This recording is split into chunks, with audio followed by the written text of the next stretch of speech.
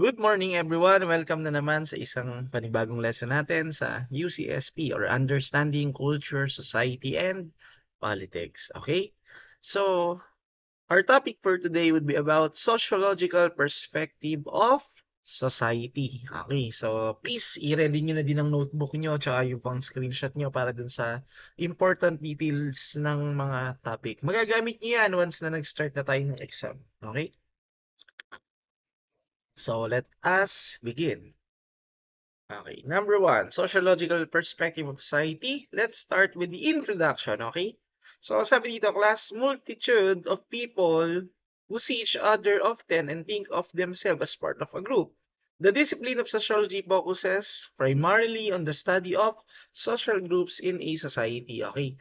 So, tayo, as human, alam naman natin na importante na tayo ay may grupong kinabibilangan, nakakausap, yung tao sa paligid natin, they matter, okay? Pero, hindi lang natin gaanong napapansin ang laking contribution ng society sa buhay natin. Ano, doon natin, bata pa lang tayo, doon tayo lumalaki, naiintindihan natin yung value ng pagmano, ano yung tamang approach pag nakikipag-usap tayo sa matatanda sa atin, paano yung respeto, pakikisama natin sa kapwa natin mga bata, way back. Okay? So ngayon, ako is working class, kayo naman mga estudyante.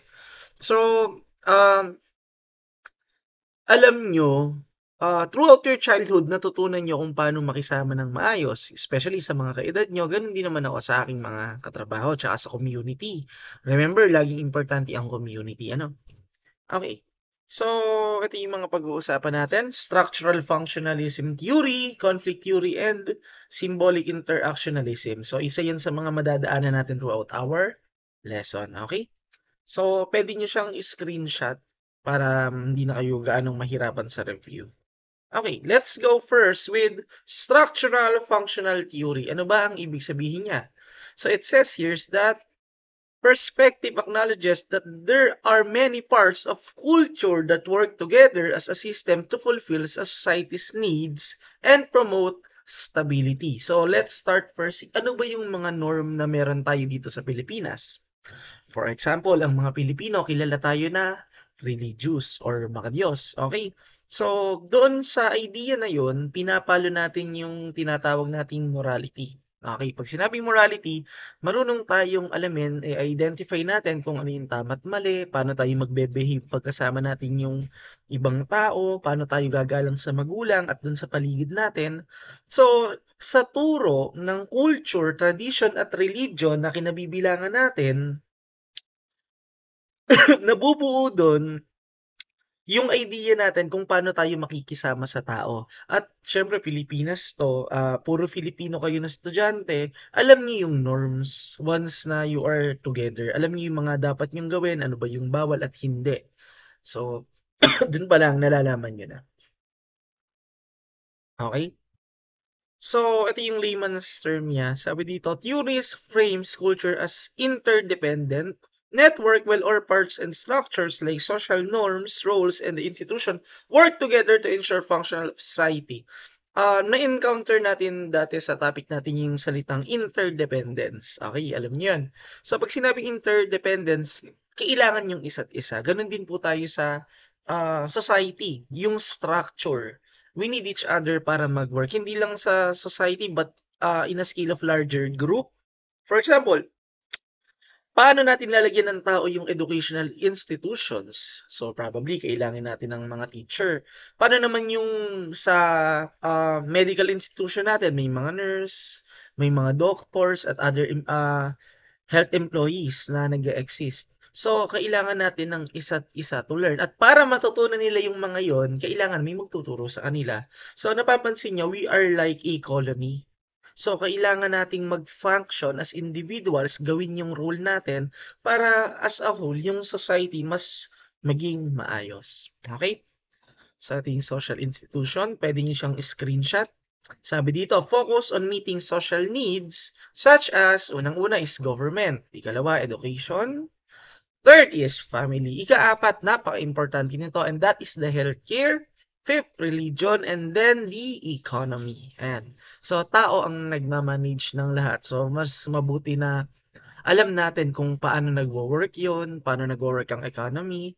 May knowledge tayo about government, about sa mga cultural norms on different culture na meron ng mga tao. So, mas maganda na matuto tayo. Mas maganda na rin na may alam tayo doon. Okay. So, let's go with Herbert Spencer. Sinasabi ni Herbert Spencer dito, ayan, nakikita niyo naman dun sa picture, mga sculpture. Sabi niya, meron daw siyang nakitang similarities between society and the human body. Naalala niyo yung kwento ko sa inyo, bakit tayo nagkakaroon ng fever? Okay, bakit tayo nagkakaroon ng fever? So, yung sa hypothalamus natin, ang alam ko, nagsesend siya ng signal sa muscles natin para mag-contract. So, on that way, umiinit yung katawan natin at namamatay yung harmful bacteria. So, napapansin nyo, ang katawan ng tao, they work together para mabuhay tayo. Para tayo ay mag-function. So, yun din daw yung nakikita ni Herbert Spencer sa society. Kailangan mag-function ng maayos para yung society as a whole mas maging maayos or mag-work siya ng tama. Okay? So, ano yun? It's a win-win situation para sa lahat pag maayos ang flow ng society. Okay? So, let's go with Emil Durkheim. So, it says here that he believed that society is a complex system of interrelated and interdependent parts that work together to maintain stability. Okay? So, sinasabi dito, apply Spencer's theory to explain how societies change and survive over the time. So, may kinalaman pa din to dun sa interdependence. Interrelated daw and interdependent. Kailangan daw mag-work together para mag-function. Parang sa piyesa lang ng sasakyan, every part of it must be in a good condition para mas tumakbo ng maayos ang kotse mo. It's a basic knowledge, okay? So, pag may isang nasira or nagkamali sa structure, pag nagpatuloy mo siyang ginamit or yung sasakyan mo, may sira pala siya, patuloy mong ginamit, mas lalaki yung damages or yung problem. So, ganun din sa society. So, yung mga dysfunction or mga anomaly, it must be corrected. Yun. So, ito naman yung another question to para sa inyo mga learners. Sabi dyan, do you know how a colony works? So, wag na tayong lumayo. Let's go with a bee colony. Alam mo na ba, nakakapagpapanood ako ng video sa inyo, about sa colony. Okay, for example, a bee colony, it has a queen, workers, and then yung mga soldiers. So, kailangan protektahan yung colony at the same time, yung mga workers, nagdadala sila ng pagkain, para i-maintain yung maayos na function ng society. Okay? So, class, skip tayo. Let's go with this one. Define the similarity of a colony and human society. Ano ba yung pagkakapareho niya? Kasi para sa akin, ang colony nagpa-function siya to sustain itself. Pinoprotektahan niya yung sarili niya para protektahan lahat ng nasa loob ng colony. And at the same time, every bee has their roles. Ganun din po sa mundo na kinabibilangan natin as human beings, kailangan nagpa-function ng maayos yung institutions natin na minamanage ng government. At the same time, tayo as people, let's be kind to each other. Ayun, gawin natin yung roles natin as individual. For example, kayo, estudyante pa lang, ano bang kailangan yung gawin? You have to study hard, you have to learn a lot of new things, disciplines, tapos yung wisdom, gather nyo na rin, knowledge, lahat yan para mas makuha nyo yung goal nyo or makuha nyo yung dream job ninyo para once nag-start na kayo ng trabaho, kaya nyo siyang gampanan ng maayos and you are knowledgeable towards a lot of things. Okay? So, napapansin nyo, may pagkakapareho talaga. So, interdependence pa rin tayo. Dapat lahat nagpa-function. Okay. So, let's go with this one. Ang mga sociologists daw, dapat kailangan silang mag-look beyond the individuals to social facts. For example, sabi dito, social facts are the laws, morals, various religions, beliefs, custom, fashions, rituals, and all cultural rules that govern social life.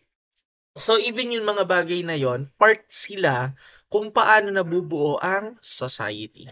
Okay? So, another example, sabi dyan, one function daw ng society is yung tinatawag nating batas. Ano ba ang purpose ng batas sa mundong kinabibilangan natin. Lahat ng bansa may kanya-kanyang uri ng batas. O especially ang Pilipinas, dapat alam mo kung ano yung mga bawal at hindi. Ano? So, for example, this one is law. Law ang tinutukoy niya dito. Sabi dyan, to protect society from violence, while another is to punish criminal behavior, while another is to preserve public safety. Yun daw po yung purpose ng batas. Unang-una, protektahan tayo against violence, to punish the criminal, and to preserve public safety. Kasi kung aalisin mo yung law sa isang society, magkakaroon ng anarchy or yung tinatawag nating chaos. Okay? So, another part of our lesson, it is about the manifest function and latent function. Ito maganda maintindihan natin to. This one is really interesting. Ano? So, basahin niyo muna. Pwede niyo siyang screenshot. Manifest function, class. This is the obvious intended and expected outcome of an action or social practice. It is what something is supposed to do. For example, sa manifest function daw, ipupunta ka ng school, sigurado matututo ka ng maraming bagay, makakakuha ka ng new set of skills. Yun yung purpose kung bakit ka nag-enroll, to enhance and develop yourself. What about the latent function? Ano naman yung purpose niya? So, ang sabi dito, this is the hidden, nakatago, unintended or hindi natin inaasahan, and sometimes unexpected outcome of the same action or social practice. It's not the main goal, hindi daw yun yung pinaka-goal kasi nag-enroll ka, gusto mong matuto, pero it happens anyway, madadaanan mo siya. For example, a latent function of going to school might be making new friends and learning to follow the set of rules na nilagay ng isang paaralan. For example, nag-enroll ka, you are there to learn new things. Along the way, nakakakilala ka ng mga new classmates, natututunan mo kung paano masumunod sa tinatawag nating rules. Okay? So ito, manifest function, nag-enroll ka, college or senior high school. Marami kang natututunan tungkol dun sa mga subjects, disciplines, ideas, formulas. Yun is natututunan mo kasi nga nag-enroll ka, yun yung purpose ng pag-enroll mo, to enhance yourself. Samantalang yung latent function naman, it includes meeting new people, participating in extracurricular activities, or even finding a spouse of partner. Sorry, hindi pala to, wala pala to sa school. Ito pala is sa trabaho. Okay, so, ayun na yung nag-aral ka, nakakilala ka, you met someone, nagkaroon kayo ng mutual understanding throughout the years, naging magkatrabaho kayo, and then, dun mo nakilala yung long-term na magiging partner mo pala. Nakilala mo pala siya sa college, okay? Naging magkaibigan kayo, turns out nagtrabaho kayo. Syempre, party naman ng mundo natin ng pag-ibig. So, you learn how to love and at the same time, minahal ka din ng taong yon. So, anong pwedeng mangyari? Pwede mo siyang maging partner sa buhay or bubuo kayo ng family. So, ang latent function, maraming pwedeng mangyari dyan. Marami kang pwedeng makilala, marami kang pwedeng matutunan, and you can form new relationships. Okay? So, this is the last one. This is the dysfunction. Ang dali lang naman ng meaning.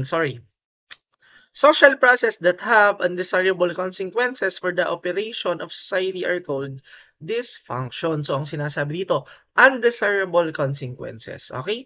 In education, example daw ng dysfunction include getting bad grades, truancy, dropping out, not graduating, and not finding suitable employment. So, siguro yun yung mga pwedeng maging error. Okay? So, kaya naman nating ayusin to as human beings. So, ang mga mistakes andyan, nagkakaroon tayo ng problem. Minsan na umaalis tayo dun sa moral compass natin, kung ano ba yung tingin natin na tama. Minsan na tao lang din kasi tayo. Nagkakamali tayo, but at the same time, we are alive. We have a lot of time pa, especially kayo, the younger ones, mas mai-correct pa natin kung ano yung mga bagay na nandyan sa paligid natin or kung ano yung mga nagiging fault natin. So, ang school, nandito tayo para matuto at para i-improve ang sarili natin. So, sabi nga dun sa film ni Denzel Washington, sabi dun, progress, not perfection. So, this would be the end of our lesson. Once again, thank you for attending everyone. So, isasarado ko na yung recording natin. Salamat.